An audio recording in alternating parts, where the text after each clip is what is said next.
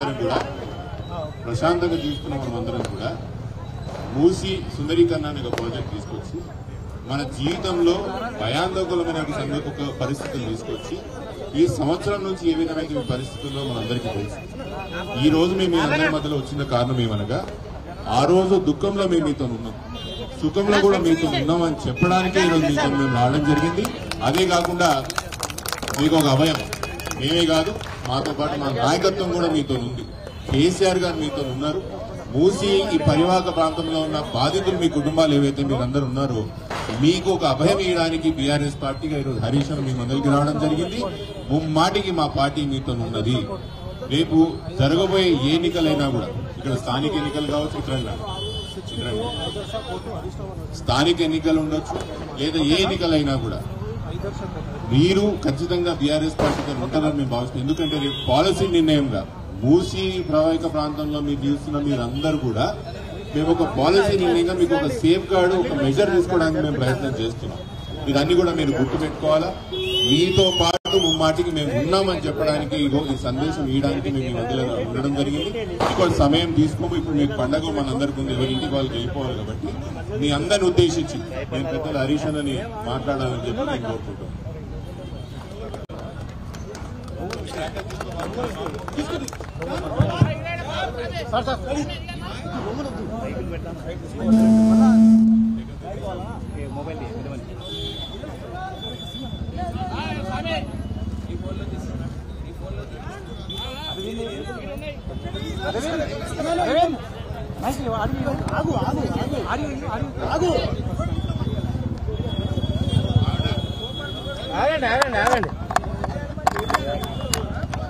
Sir sir పట్టుకున్నాను sir sir ఇక్కడ చూడు సార్ సార్ సార్ సార్ ఇక్కడ సార్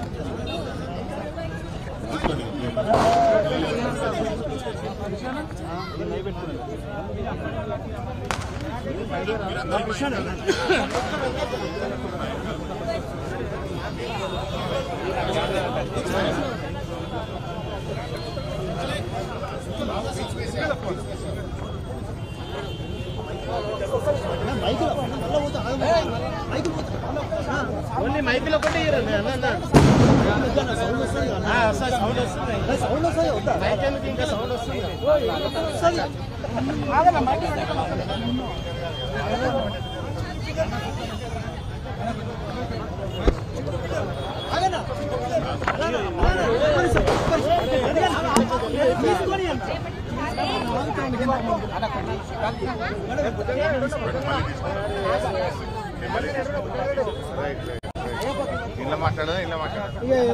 మాట్లాడాలి సార్, అందరం బాధితులతో మాట్లాడతారు.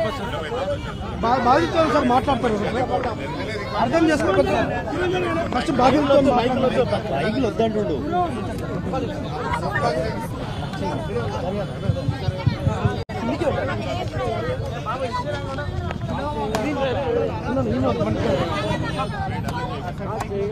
వద్దంట మైకులు వద్దంట. హైదర్శకొండ అక్క చెల్లెలకు, అన్నదమ్ములకు, మిత్రుడు కార్తీక్ రెడ్డి గారికి దీపావళి శుభాకాంక్షలు. Wish you happy Deepavali. ఈ హైదర్శకొండకు ఆ రోజు మీరందరూ కూడా తెలంగాణ భవన్కి వచ్చి అన్నా మీరు మాకు అండగా ఉండాలి అని హైదర్శకొండ అక్క చెల్లెలు, మా అన్నదమ్ములందరూ కూడా మా దగ్గరకు వచ్చి ఆ రోజు మీరందరూ కూడా కోరితే కష్టాల్లో ఉన్నప్పుడు మీకు అండగా ఉన్నది బీఆర్ఎస్ పార్టీ, మా తమ్ముడు కార్తీక్ రెడ్డి గారు.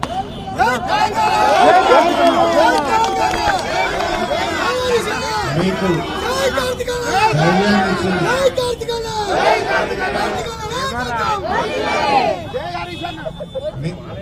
మీకు ధైర్యాన్ని ఇచ్చింది, మీకు కొండంత అండగా ఉన్నది బీఆర్ఎస్ ప్రభుత్వం. అంటే ఒక ప్రభుత్వం అనేది ప్రజలను కంటికి రెప్పలాగా కాపాడుకోవాలి. దురదృష్టం ఏంటంటే రేవంత్ రెడ్డి గారి ప్రభుత్వం ప్రజలకు కంటి మీద కునుకు లేకుండా చేసింది. కంటికి రెప్పలాగా ఉండి ప్రజలకు ధైర్యాన్ని ఇచ్చి ప్రజలకు మార్గదర్శకంగా ఉండాల్సిన ప్రభుత్వం ఎప్పుడు ఎవరి మీద పడుతుందో, ఎప్పుడు ఎవరి ఇల్లు కూలుస్తారో తెలియకుండా అడ్డగోలు నిర్ణయాలతోని ప్రజలు ఉసురు పోసుకున్న పరిస్థితి వచ్చింది. అభివృద్ధి అనేటువంటిది పేదల పాలిట బతుకుల్ని సిరిమే విధంగా, పేదల బతుకులు ఆగం చేసే విధంగా ఉండకూడదు కదా. నిజంగా మీరందరూ కూడా ఒక్కొక్క రూపాయి కూడగట్టు